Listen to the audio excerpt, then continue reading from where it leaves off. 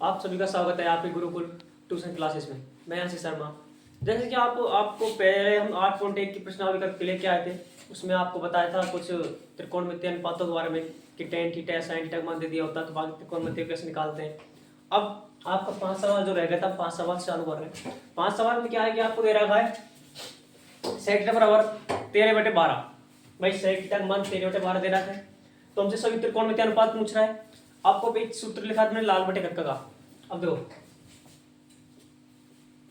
लाल बटे कक्का, लाल बटे कक्का, तो ये क्या है सेक का मान है ना, तो साइन यहाँ है, कॉस यहाँ है, टेन यहाँ है, और ये क्या जाए कोसेक यहाँ सेक, तो सेक ये है ना, जब सेक ये है तो सेक थीटा क्या आ जाएगा, सेक थीटा बराबर कर्ण बटे आधार, अर्थात कर्ण क्या है इसमें, कर्ण 13 है, आधार क्या है 12, तो सेक नंबर क्या आ गया कर्ण बटे आधार, तो आधार कितना हो गया, सॉरी कर्ण कितना हो गया 13, आधार हो गया 12। अब यहाँ से हम पहले तो लंब निकालना पड़ेगा। लंब निकालने के लिए समकोण त्रिभुज का उपयोग करेंगे। समकोण त्रिभुज से पहले लंब निकाल लेंगे। लंब निकालने के बाद क्या होता है, लंब निकल गया, फिर उससे हम सभी जो त्रिकोणमितीय अनुपात में पूछे हुए हैं उनका मान हम निकाल देते हैं। तो सबसे पहले हम समकोण त्रिभुज बनाते हैं।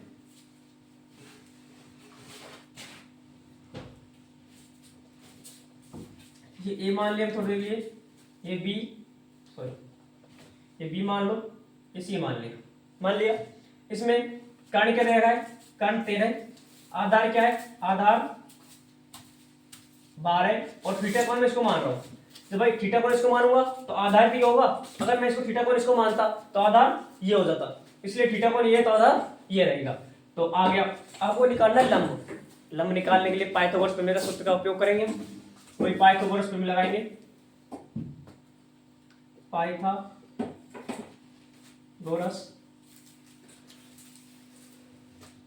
क्या आ जाएगा उसमें, कर्ण स्क्वायर बराबर आधार स्क्वायर प्लस लंब स्क्वायर। भाई पाइथागोरस खूब जानते हैं, कर्ण स्क्वायर बराबर आधार स्क्वायर प्लस लंब स्क्वायर होती है, ठीक है। तो हमको निकालना है लंब स्क्वायर। क्या निकालना है हमको, लंब स्क्वायर। मैं बात कर रहा हूँ लंब स्क्वायर की, क्या बात कर रहा हूँ, लंब स्क्वायर कितना क्या आ जाएगा इसमें, कर्ण स्क्वायर माइनस आधार स्क्वायर।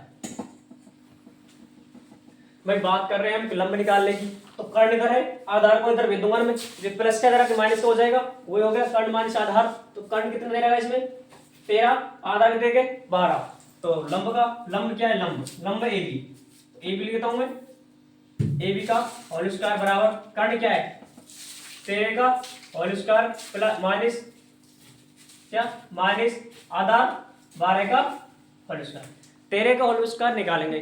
13 का होल स्क्वायर निकालने क्या होता है, 13 गुणा 13 करते हैं ना, जब 13 का वर्ग आता है तो 13 इंटू 13 करोगे कितना आ जाएगा 169, माइनस 12 इंटू 12 करोगे कितना आ जाएगा 144।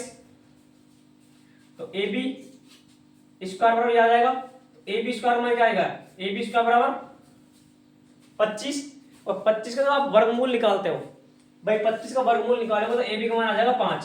ए बी का मान क्या आ जाएगा 5। ए बी का मान कितना आ गया 5 आ गया। भाई मान थीटा में ये मान रहा हूँ, थीटा कौन ये मान कर रहा हूँ, ए बी का मान 5 आ गया। अब हमको निकालना बाकी त्रिकोणमितीय अनुपात, समझ रहे हो भाई, sine theta cos theta tan theta ये निकाल ले। आपको लाल बटे कक्का का बताया था, इसका मान क्या होता है साइन, इसका होता है कॉस, इसका होता है टेन, ये सेक है और ये कॉट, और ये क्या हो जाएगा कोसेक। तो बात कर रहे हैं सबसे पहले साइन थीटा निकालने की, किसकी बात कर रहे हैं हम, साइन थीटा। साइन थीटा निकालने के थीटा क्या है अपने पास, थीटा ये कौन है, तो साइन का मान क्या है लंब बटे कर्ण, क्या है भाई साहब लंब बटे कर्ण। भाई साइन थीटा का मान लंब बटे कर्ण है, तो लंब बटे कर्ण साइन थीटा का मान लंब क्या है 5 और कर्ण क्या है 13, तो साइन थीटा का मान कितना जाएगा 5/13। भाई समझ आ रही ना। देखो अगर आप थीटा को देखो, पहले हमको सेक का मान दे रखा था, इसमें आपको सेक का मान दे रखा था, तो सेक का मान दे रखा कितना 13/12 दे रखा सेक का मान, भाई 13/12 सेक का मान दे रखा 13/12। सेक का मान सेक क्या होता है कर्ण बटे आधार। कर्ण कितना था 13, आधार कितना था 12। हमको जरूरत थी लंब की, क्योंकि लंब दे नहीं रखा था। लंब निकालने के लिए पाइथागोरस में लगाइए। पहले मैं शुरू में आपको जो हमने परिचय बताया था इसका प्रश्नावली का, उसमें सब चीज बता चुका हूँ। एक बार अगर आपने पहले परिचय वाली क्लास नहीं देखी है तो प्लीज एक परिचय वाली क्लास देखें, उससे क्या आपका सूत्र भी हो जाएगा याद, और ये फॉर्मूला लिखाया था ना मैंने, इसका भी आपका एक्सप्लेनेशन पूरा मिल जाएगा। तो क्या आ जाएगा, कर्ण स्क्वायर बराबर आधार स्क्वायर प्लस लंब स्क्वायर। यहाँ से हम लंब निकाल लेंगे। जैसे लंब निकल के आ गया हमारे पास, साइन थीटा का मान क्या होता है, सुनो भाई, लंब हमको निकाल के आ गया तो हम साइन थीटा की बात कर रहे हैं, तो साइन थीटा का मान कैसे निकालते हैं, लंब बटे कर्ण। भाई लंब बटे कर्ण से निकालते हैं तो लंब कितना आ जाएगा, लंब क्या है इसमें 5, कर्ण क्या है 13। साइन के बाद हम बात करते हैं कॉस थीटा की, किसकी बात करेंगे भाई, कॉस थीटा की। कॉस का मान क्या है, आधार बटे कर्ण, क्या है भैया, आधार बटे कर्ण। आधार क्या है, आधार 12, कर्ण क्या है 13, तो क्या आ जाएगा 12 बटे में 13। कॉस का हो गया। अब हम निकाल रहे हैं टेन थीटा का, क्या निकाल रहे हैं, tan theta. Tan theta, tan theta की अगर बात करें तो क्या आएगा, लंब बटे आधार। क्या है टेन थीटा में, लंब बटे आधार। तो लंब क्या है भैया 5, आधार क्या है 12, तो वही लंब 5 और आधार 12। भाई सेक का मान तो निकला पड़ा है, साइन का निकाल दिया, कॉस का निकाल दिया, टेन का निकाल दिया। अब निकालते हैं कोसेक का।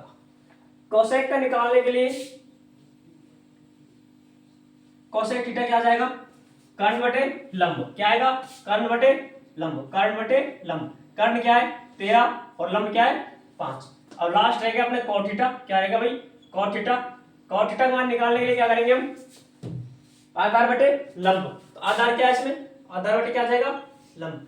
तो आधार क्या है भाई 12 और लंब क्या है 5। इस प्रकार हम त्रिकोणमितीय अनुपात पूरे निकाल लिए। कैसे निकाल लिए, पूरे त्रिकोणमितीय अनुपात निकाले। तो एक बार एक्सप्लेन और कर देता हूँ उसको, थोड़ा सा और समझ आ जाएगा। सबसे पहले हमको दे रखा था सेक थीटा का मान 13/12। सेक थीटा का मान 13/12 हमको दे रखा था। तो हमने क्या किया, सेक ये सूत्र था लाल बटे का, लाल बटे का में सेक थीटा यहाँ था, तो क्या आ जाएगा कर्ण बटे आधार। कर्ण बटे आधार आ गया। कर्ण बटे आधार आने के बाद क्या होता है, कर्ण का मान क्या है 13, आधार का मान क्या है 12। तो हमको जरूरत थी लंब की, तो लंब की जरूरत के लिए क्या करेंगे हम, सबसे पहले पाइथागोरस प्रमेय का उपयोग करेंगे। उसमें क्या है, कर्ण स्क्वायर बराबर आधार स्क्वायर प्लस लंब स्क्वायर होता है। वहां से हमने लंब निकाला।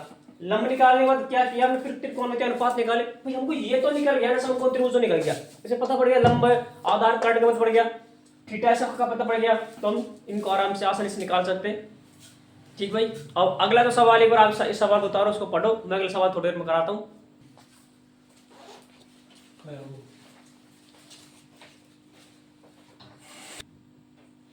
हाँ, तो हम क्वेश्चन नंबर 2 देखो भाई, क्वेश्चन नंबर 6 की बात कर रहे हैं। कौन सा क्वेश्चन बात कर रहे हैं, 6 की। 6 क्वेश्चन लेके आए हैं हम। 6 क्वेश्चन क्या है, आपको दे रखा है कि जो कोण ए और कोण बी दोनों न्यून कोण है। न्यून कोण किस कहते हैं, जो 90 डिग्री से छोटा कोण होता है उसे हम कहते हैं न्यून कोण। हमारे त्रिभुज में भाई, त्रिभुज में क्या होता है, ये तो होता है जो समकोण त्रिभुज क्या होता है, एक तो समकोण होता है, तो समकोण त्रिभुज 90 डिग्री हो गया, 90 डिग्री हो गया, दोनों कोण 90 डिग्री होंगे क्योंकि 90 से कम होंगे। ठीक, क्योंकि त्रिभुज में तीनों कोणों के 180 डिग्री होता है, ये नून ये 90 समकोण हो गया, तो ये दोनों न्यून कोण में आ जाएंगे। ठीक है, आपको कोण ए कोण बी दोनों न्यून कोण दे दिया उसमें।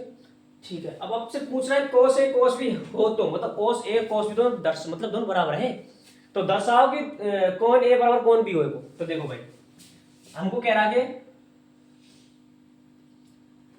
कॉस ए बराबर कॉस बी, कॉस ए बराबर कॉस बी। ये बताओ, अभी तुमको सूत्र बताया मैंने, लाल बटे धक्का, लाल बटे का कॉस कहाँ आएगा, यहाँ क्या हो जाएगा आधा बटे कर्ण। तो कॉस ए का मान क्या हो जाएगा, कॉस ए, इसकी ए की बात कर रहा हूँ, पहले से लेना, गलत मत कर देना आप। कॉस ए की बात करता हूं तो आधार ये माना जाएगा, कॉस ए में आधार क्या मान जाएगा ये, और कॉस बी की बात करता हूं तो आधार ये माना जाएगा। तो कॉस ए की बात कर रहा हूं, कॉस ए में आधार हो गया ये, और कर्ण तो वही है, आधार क्या हो जाएगा ए सी बटे में ए बी। भाई आधार ये होगा, कॉस ए की बात कर रहे हैं, कॉस ए से निकाल रहे हैं, थीटा का मान क्या दे रखा है ए, थीटा मान ए दे रखा है, थीटा जुड़ी ऊर्जा होती है आधार, तो ये आधार ये होगी ए सी बटे में ए बी। अब बात करते हैं हम कॉस बी की, कॉस जब बी की बात करें थीटा इसको मानते हैं तो आधार ये हो जाएगा, तो क्या हो जाएगा बी सी बटे में ए बी। भाई ए बी तो कर्ण है ना, कर्ण तो बराबर रहेगा, कर्ण थोड़ी बदलेगा। ठीक है, ए बी से ए बी कट जाएगा, क्या आ जाएगा ए सी बराबर बी सी। इसी बताओ, किसी त्रिभुज में दो भुजाएं बराबर हैं, भाई किसी भुजा त्रिभुज की कोई भुजा है, ये भुजा है, ये भुजा दोनों बराबर होगी, तो जो भुजाएं बराबर होगी तो भुजाओं के बराबर कौन, समझ रहे हो? भुजाओं के जो सामने कौन होता है कि देखो बताओ, डॉट एबीसी। एबीसी क्या है? एबीसी एक समद्विबाहु त्रिभुज हो गया। क्या हो गया? समद्विबाहु त्रिभुज। एबीसी समद्विबाहु त्रिभुज है। भाई एबीसी क्या हो गया? समद्विबाहु त्रिभुज, क्योंकि दो भुजाएं हमारे पास समान निकली, दो भुजाएं सब समान निकली, समद्विबाहु त्रिभुज हो गया। तो जो इनके जो सममुख भुजाएं क्या है इसके भाई? सममुख भुजाओं का कोण भी बराबर होते हैं है। तो भाई समद्विबाहु त्रिभुज है, दो भुजा बराबर है तो दो भुजा बराबर है, तो दो भुजा बराबर है तो सम्मुख कोण भी बराबर होंगे। तो सम्मुख कोण क्या होंगे? बराबर। सम्मुख कोण क्या होंगे भाई? बराबर। ठीक है, सम्मुख कोण बराबर हो गए।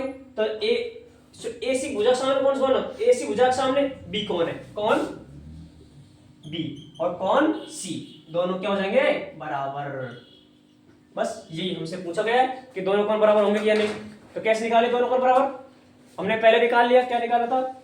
AC बराबर BC, दो भुजा निकल गई थी। उससे हमने एक cos A cos B बराबर दे रखा था। cos A की बात करें तो आधा ये हो गया, cos B की बात करें तो आधा ये हो गया, दोनों निकाल दिए।